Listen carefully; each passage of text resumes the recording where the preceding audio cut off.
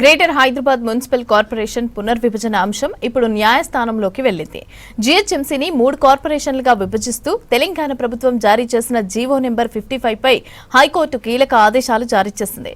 జనగణన 2027 ప్రక్రియతో సరిహద్దుల మార్పుపైన ఆంక్షలు అమల్లో ఉన్నప్పుడు ఈ నిర్ణయం చట్టబద్దమేనా అనే అంశంపైన కేంద్ర రాష్ట్ర ప్రభుత్వాలకు నోటీసులు జారీ చేసింది high court.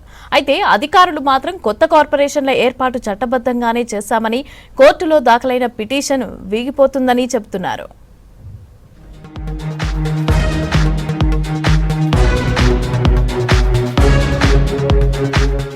Greater Hyderabad municipal corporation ను జీహెచ్ఎంసీ, సైబరాబాద్, మల్కాజ్గిరి అనే 3 కార్పొరేషన్లుగా విభజిస్తూ రాష్ట్ర ప్రభుత్వం ఫిబ్రవరి 11న జీవో నెంబర్ 55 జారీ చేసింది.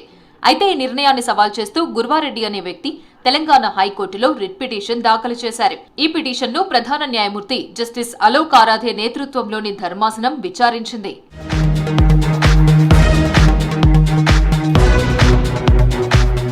పిటిషనర్ తరపున అడ్వకేట్ రాజ్ కుమార్ వాదనలు వినిపిస్తూ దేశవ్యాప్తంగా జనగణన 2027 ప్రక్రియ ప్రారంభమైన నేపథ్యంలో జ్యూరిస్డిక్షనల్ ఫ్రీజ్ అమలులో ఉందని కోర్టుకు వివరించారు.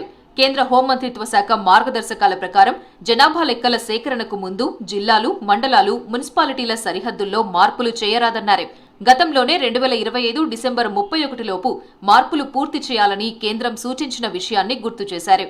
దేశవ్యాప్తంగా 2027 మార్చి 31 వరకు రెవెన్యూ సరిహద్దుల మార్పుపై నిషేధం అమలులో ఉన్నప్పటికీ రాష్ట్ర ప్రభుత్వం ఫిబ్రవరి 11, 2026న జీవో జారీ చేయడం చట్టవిరుద్ధమని వాదించారు పిటిషనర్ తరపు న్యాయవాది. డిసెంబర్ 31, 2025 లోపే డీలిమిటేషన్ ప్రక్రియ పూర్తి చేశామని చెబుతున్నారు అధికారులు. ఔటర్ రింగ్ రోడ్ పరిధిలోని 20 మున్సిపాలిటీలు, 7 కార్పొరేషన్ల విలీన ప్రక్రియ కూడా అదే గడువులో పూర్తయిందని తెలిపారు. జీహెచ్ఎంసీ పునర్విభజనపై కేంద్రానికి పూర్తి నివేదిక అందజేశామన్నారు. జీహెచ్ఎంసీ యాక్ట్ ప్రకారమే వార్డుల పునర్విభజన, కొత్త కార్పొరేషన్లు ఏర్పాటు చేశామన్నారు. హైకోర్టులో కౌంటర్ దాఖలు చేయనుంది రాష్ట్ర ప్రభుత్వం.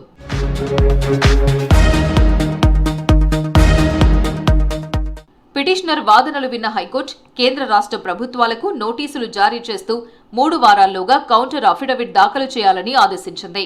ప్రభుత్వం సమర్పించే కౌంటర్ ఆధారంగా తదుపరి విచారణ జరగనుంది.